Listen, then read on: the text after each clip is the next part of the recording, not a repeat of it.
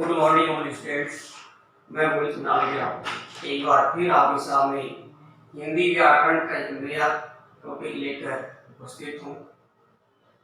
मैं आप सभी देखने वाले को panorama world studio online classes में हार्दिक अभिनंदन करता हूँ। आज से पहले हमने पढ़ा क्रिया विशेषण, परविशेषण। आज हम पढ़ने जा रहे हैं क्रिया विशेषण। एक बार हम देख ले विशेषण, परविशेषण और क्रिया विशेषण, इनमें क्या अंतर है। सबसे पहले हम देखते हैं विशेषण। विशेषण संज्ञा और सर्वनाम शब्दों की विशेषता बताता है। उसके बाद परविशेषण।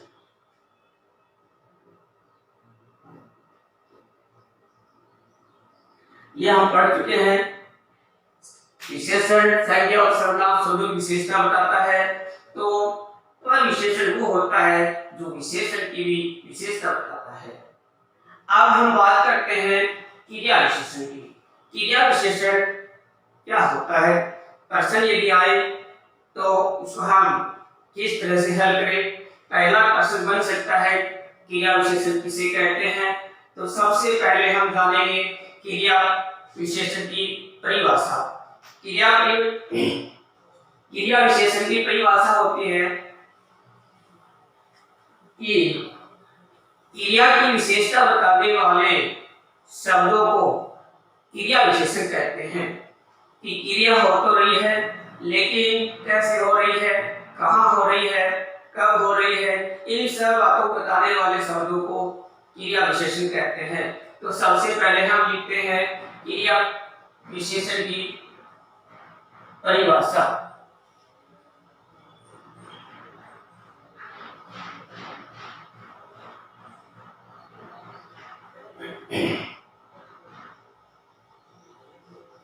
क्रिया की विशेषता बताने वाले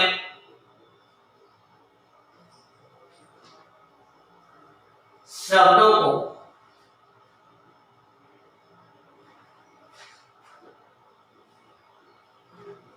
क्रिया विशेषण कहते हैं।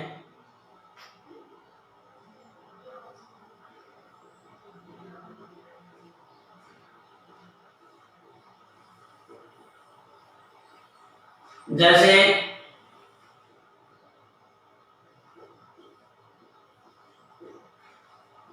राधा धीरे धीरे लिखती है।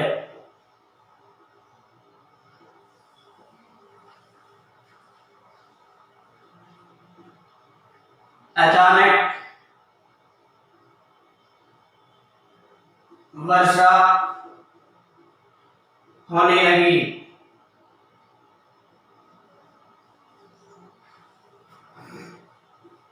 राम कल आएगा। अब यहां देखते हैं कि क्रिया लिखती है, क्रिया है। राधा लिख तो रही है, लेकिन कैसे, धीरे धीरे। तो क्रिया की विशेषता कौन सा शब्द बता रहा है, ये धीरे धीरे। तो ये धीरे धीरे क्या कहलाएगा, ये तो कहलाएगा क्रिया विशेषण।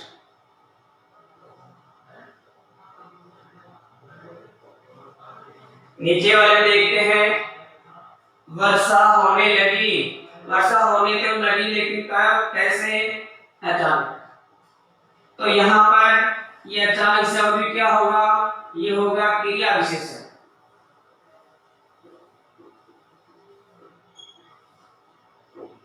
इधर चलते हैं, यहाँ क्रिया है आएगा।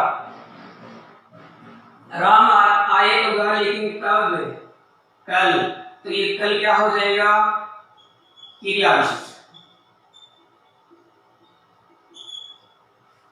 ये है पहले प्रकार का प्रश्न। जैसे आपको प्रश्न ये आ जाए क्रिया विशेषण किसे कहते हैं, सो उदाहरण समझाइए।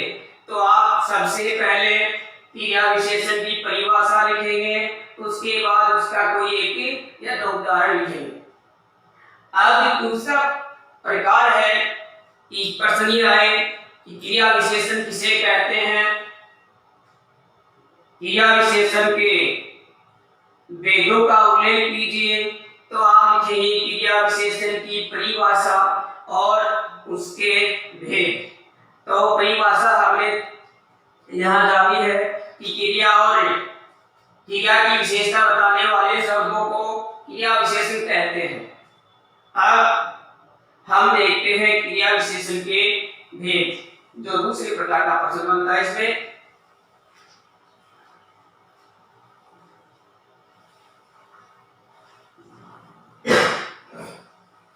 मुख्य रूप से क्रिया विशेषण के 4 भेद माने जाते हैं। इन 4 भेदों को जानने का मैं आपको एक सीधा सा तरीका बताऊंगा, आप उसको ध्यान से देख लें। आपके क्रिया विशेषण के भेद और क्रिया विशेषण कभी गलत नहीं होगा। सबसे पहले देखते हैं क्रिया विशेषण के भेद कौन से हैं। इसके लिए एक सीधा तरीका है कि हम 4 के वाला फार्मूला अपनाते हैं। 4 के का मतलब है 4 कह लेंगे और उनसे हम 4 प्रश्न बनाएंगे। प्रथम कैसे पहला प्रश्न बनता है कब, कब से प्रश्न बनाएंगे। दूसरे कैसे हम कहां से प्रश्न बनाएंगे। और तीसरे कैसे कितना, और अंतिम कैसे बनाएंगे कैसे। ये 4 प्रश्नवाचक शब्द हैं। इन 4 प्रश्नवाचक शब्दों से हम 4 प्रश्न बनाएंगे। इन 4 प्रश्नों का जो उत्तर आएगा वो ही हमारा क्रिया विशेषण होगा। अब बात करते हैं कब। जब भी कब से प्रश्न बनाया जाता है तो समय का पता चलता है। उत्तर देंगे कब से जब भी प्रश्न बनेगा, उत्तर देने वाला हमेशा समय के का उत्तर देगा। जैसे ये काम कब करोगे, कल, परसों या किसी तारीख का नाम लिखे, ये वो सब सभी सूचक शब्द हैं। काल, समय को काल भी कहते हैं। और इस प्रकार काल के आगे वाचक शब्द जोड़ देते हैं। और अपना पहला प्रकार होता है कालवाचक क्रिया विशेषण।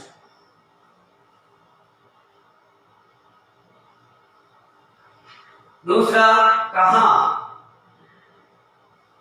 कहां से जब भी प्रश्न बनेगा तो वो हमेशा क्या बताएगा, स्थान। स्थान सूचक होता है कहां, कि ये काम कहां हो रहा है।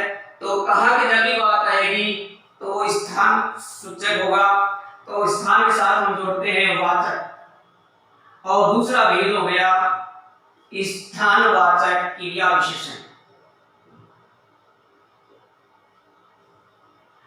उसके बाद कितना, कितना का अर्थ है परिमाण या मात्रा, मापतोल। मात्रा कह दे चाहे मापतोल कह दे। और इस मात्रा या मापतोल को परिमाण भी कहा जाता है। परिमाण के साथ जोड़ेंगे वाचक, परिमाण वाचक क्रिया विशेषण।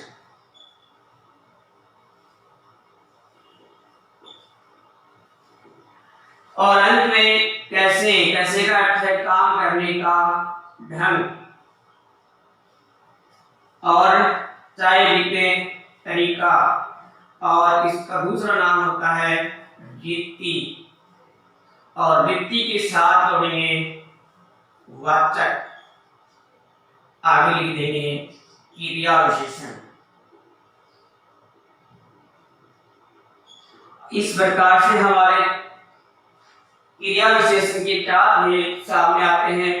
पहला कालवाचक क्रिया विशेषण, दूसरा स्थानवाचक क्रिया विशेषण, तीसरा परिमाणवाचक क्रिया विशेषण, और अंत में चौथा है रीतिवाचक क्रिया विशेषण। अब जैसे कोई उदाहरण लिखा जाता है, क्योंकि तीसरा प्रकार यही है प्रश्न का कि कोई उदाहरण लिखा जाएगा और उसमें पूछा जाएगा इसमें कौन सा क्रिया विशेष है। जैसे मैं एक उदाहरण के बता रहा हूं,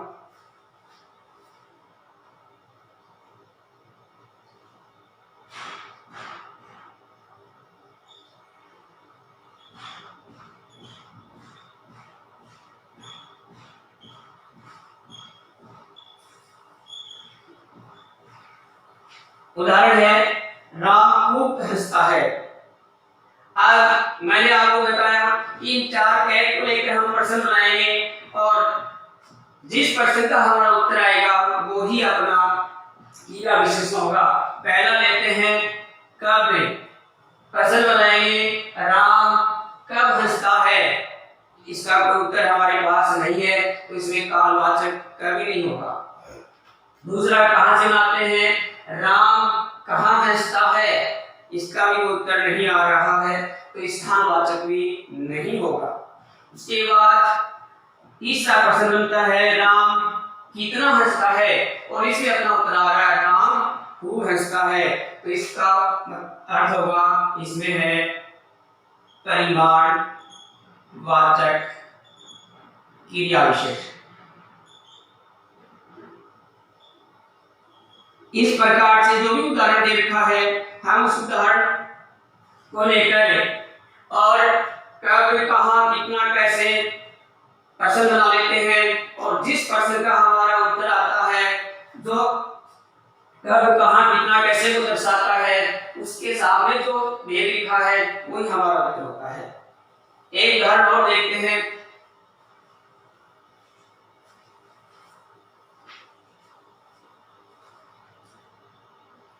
घोड़ा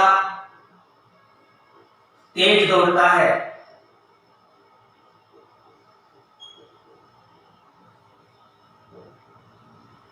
अब प्रश्न बनाते हैं, पहला प्रश्न बनाए घोड़ा कब दौड़ता है।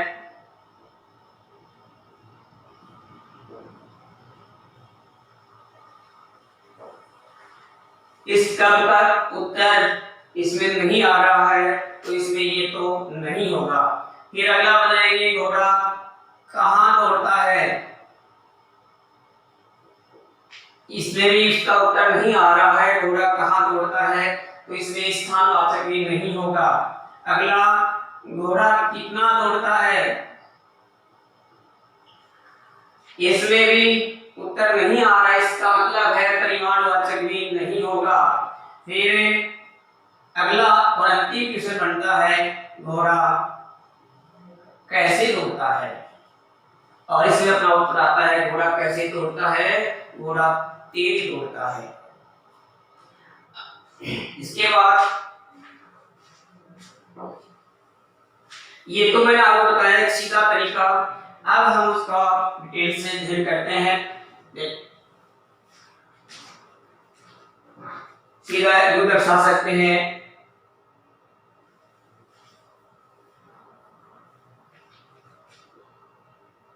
क्रिया विशेषण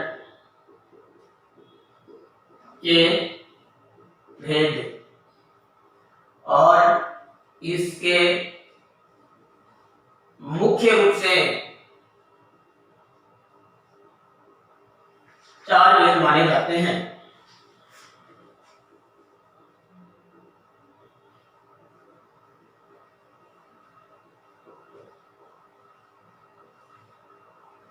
चार भेद कौन कौन से हैं देखते हैं। नंबर 1 कालवाचक क्रिया विशेष।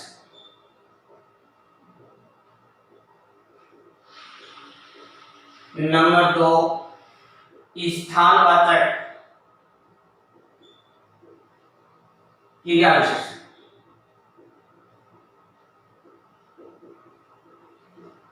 नंबर 3 परिमाणवाचक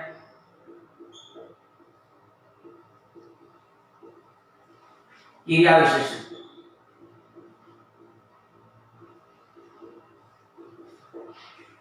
और लास्ट में नंबर 4 रीतिवाचक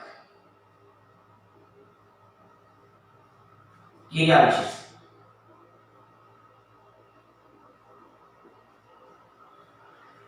कालवाचक को हम देखते हैं तो ये बताएगा क्रिया के संपन्न होने का समय। स्थानवाचक में बताएगा क्रिया के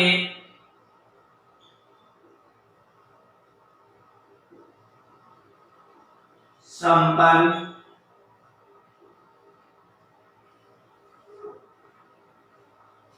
होने का स्थान। और यहां होगा क्रिया का मापतोल या इसकी मात्रा या परिमाण।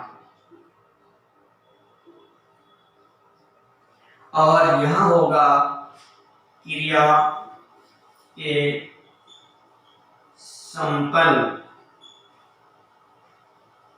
होने का ढंग कि क्रिया कैसे संपन्न हो रही है, क्रिया किस प्रकार से घटित हो रही है।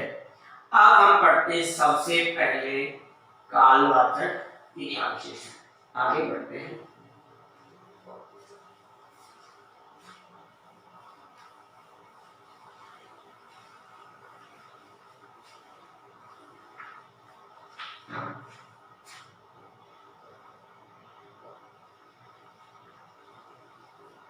कालवाचक क्रिया विशेषण।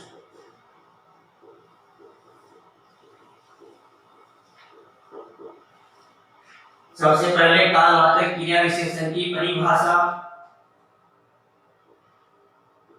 क्रिया के संपन्न होने के समय का बोध होता है।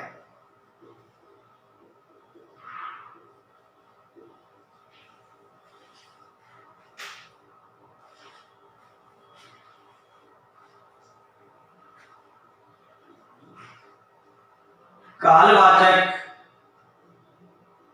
क्रिया विशेषण में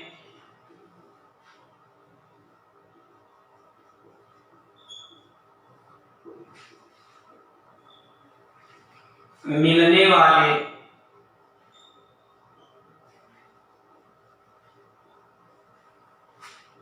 मुख्य अव्यय शब्द, ये मुख्य रूप से कौन कौन से शब्द मिल सकते हैं?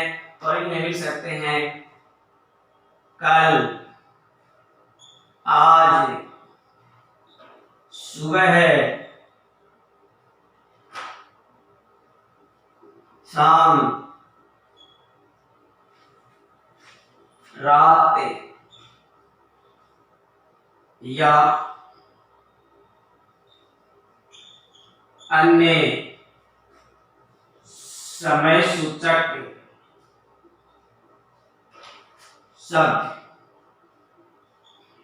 कहने का अर्थ है कालवाचक क्रिया विशेषण में मिलने वाले अव्यय शब्द हमेशा समय सूचक होंगे, समय का बोध कराएंगे। जैसे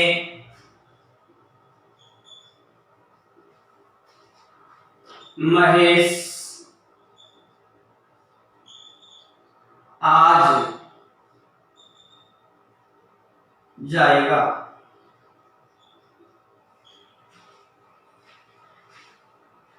राधा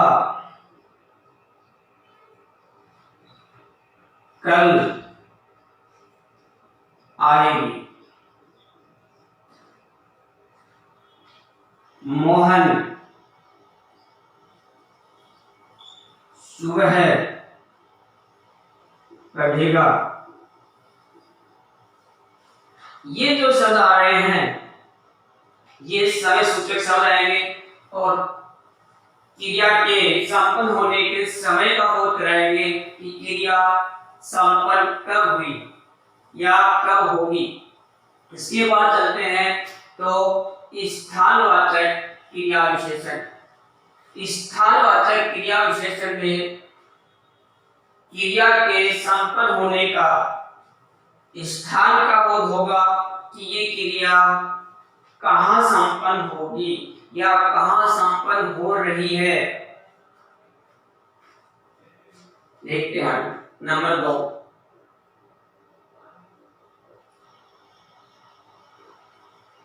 स्थानवाचक क्रिया विशेषण।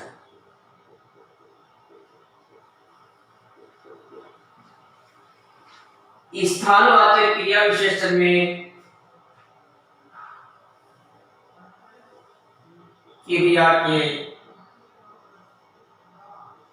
घटित होने के स्थान का बोध होता है।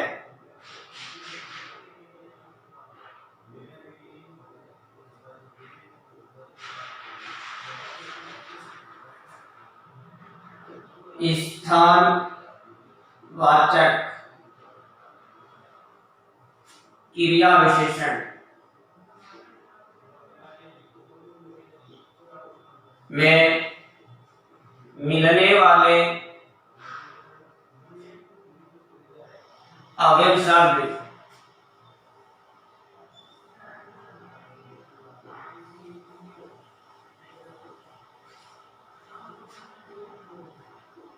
बाहर, भीतर, ऊपर, नीचे, आगे, पीछे,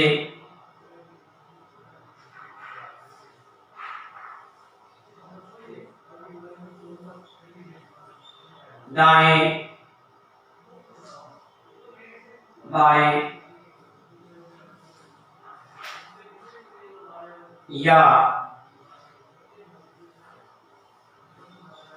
अन्य स्थान सूचक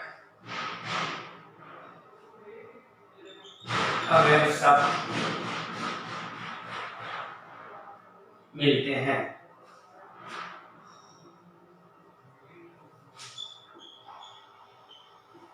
जैसे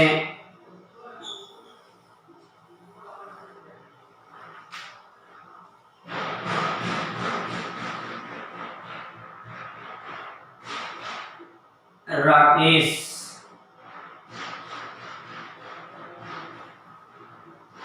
बाहर गया है।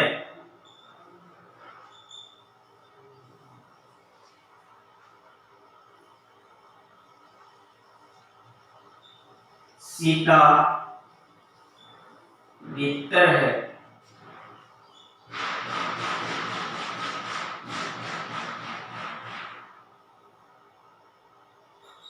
मोहन ऊपर बैठा है।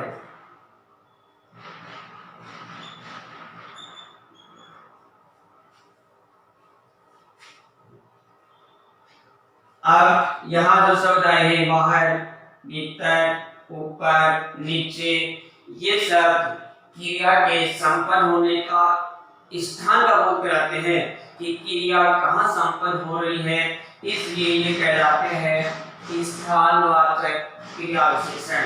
इसके बाद आगे हम बढ़ते हैं तो इसके बाद आगे है परिमाणवाचक क्रिया विशेषण।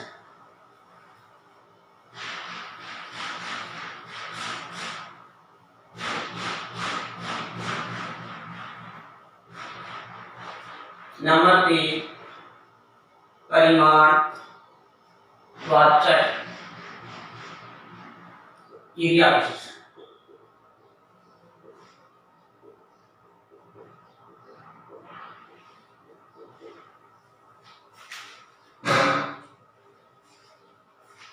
परिमाण का अर्थ होता है मापतोल। या इसको मात्रा कहते हैं या इसको इकाई कहते हैं कि किसी भी कम, ज्यादा, खूब, अधिक, बराबर, समान ऐसे सब परिमाणवाचक क्रिया विशेषण में मिलते हैं।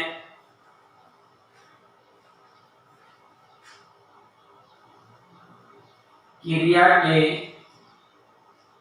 मापतोल यानी परिमाण का बोध कराने वाले अवयव शब्द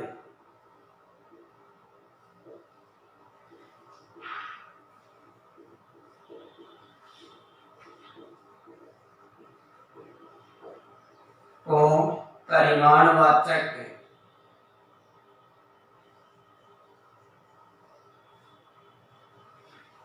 क्रिया विशेषण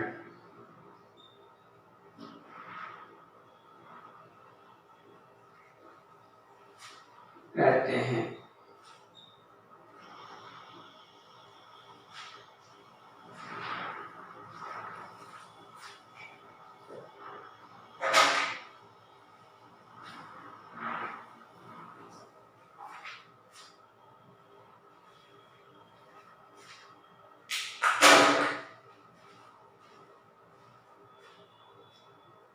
परिमाण वाचक क्रिया विशेषण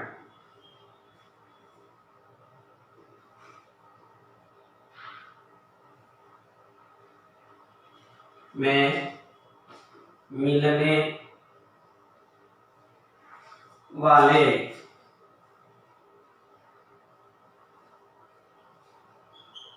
अवयव शब्द,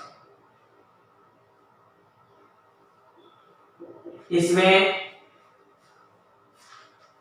मात्रा, इकाई या परिमाण का बोध कराने वाले शब्द अवयव शब्द मिलेंगे, जैसे बहुत, अधिक,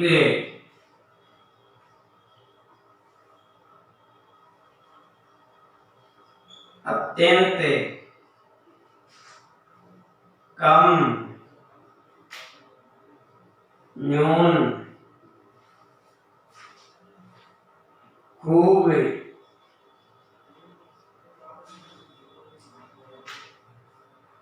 बराबर,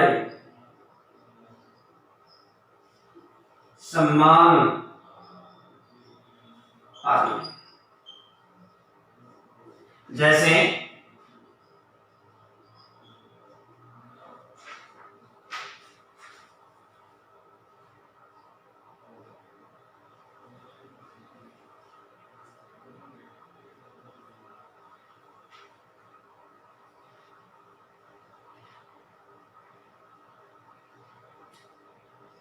रमेश बहुत पढ़ता है।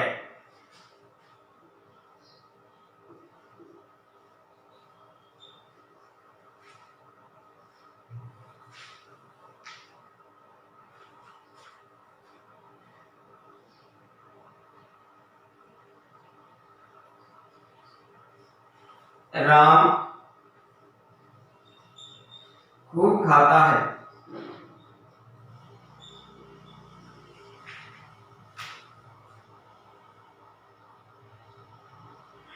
रमा कम बोलती है।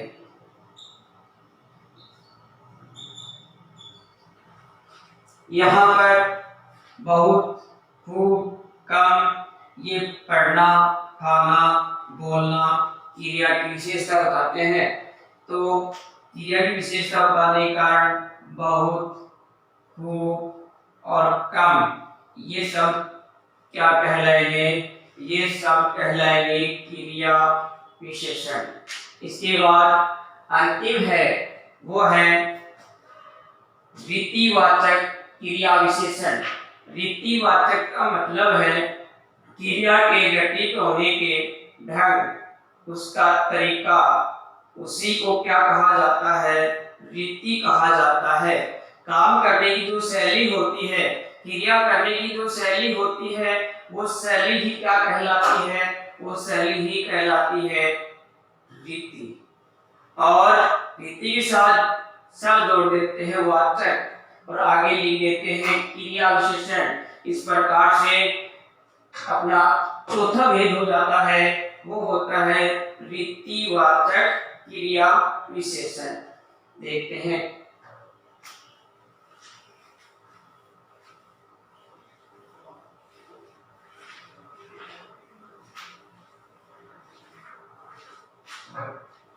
अंतिम है वृत्तिवाचक क्रिया विशेषण।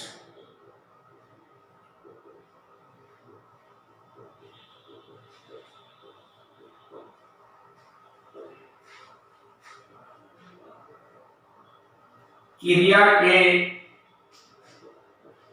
संपन्न होने के ढंग या वृत्ति का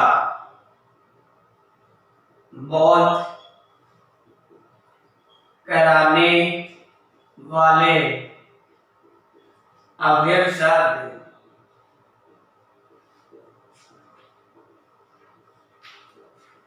वृत्तिवाचक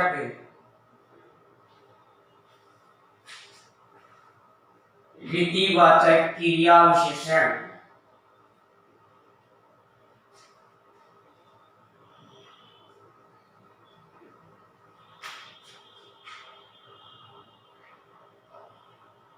कहलाता है।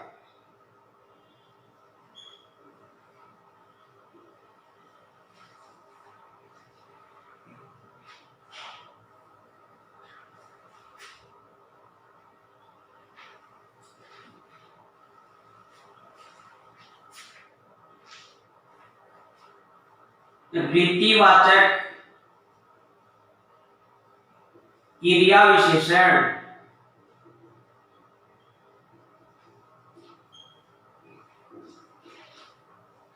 में मिलने वाले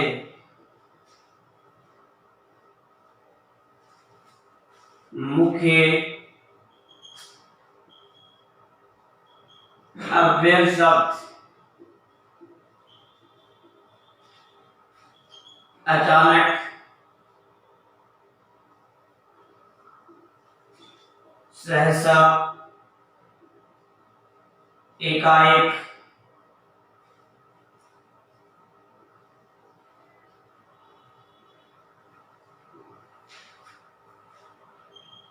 धीरे, तेज, धीरे धीरे,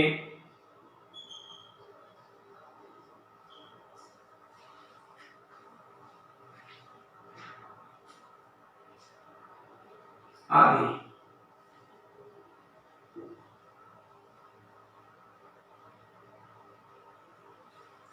जैसे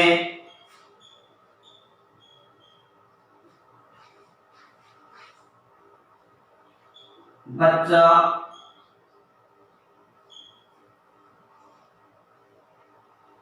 अचानक रोने लगा।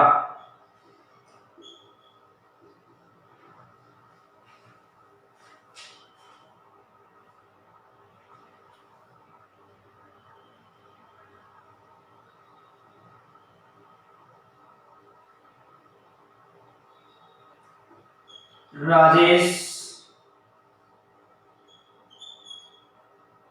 धीरे चलता है।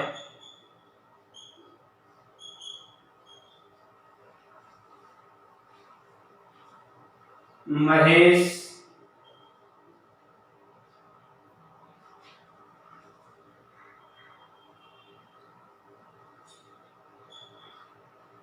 धीरे धीरे खाता है।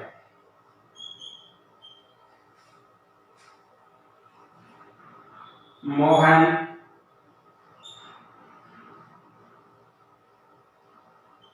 तेज दौड़ता है। यहाँ उदाहरण हम देखेंगे कि बच्चा अचानक रोने लगा, अचानक, एकाएक, सहसा, ये सब हमेशा रीतिवाचक क्रिया विशेषण में ही मिलेंगे। फिर राजेश धीरे चलता है। राजेश कैसे चलता है? धीरे। तो ये राजेश धीरे क्या होगा यहाँ पर? रीतिवाचक क्रिया विशेषण। इसके बाद महेश धीरे धीरे खाता है। यहाँ धीरे धीरे शब्द क्या होगा? रीतिवाचक क्रिया विशेषण, क्योंकि खाने की विशेषता बता रहा है। और यहाँ तेज दौड़ने की विशेषता बता रहा है। मैंने आपको ये बताया था कि जो 4 वेद है उनके अनुसार 4 प्रश्न बनाएंगे। 4 प्रश्न होंगे, कब, कहाँ, कितना, कैसे। इन 4 प्रश्नों में से जिस किसी का भी उत्तर आएगा, कब है वो इस समय का बोध करवाएगा, कहाँ है वो स्थान का बोध करवाएगा, कितना है वो मापतोल या परिमाण का करवाएगा, और कैसे है वो रीति या काम करने के ढंग का बोध करवाएगा। उन प्रश्नों के अनुसार हम जो उत्तर हमारा आता है, जिसमें जिन 4 करने से जो सही सटीक उत्तर आता है वो ही हमारा उसका सही उत्तर होता है। आज के लिए बस इतना ही। जय भारत, जय हिंद। आगे वाली क्लास में हम पढ़ेंगे समास।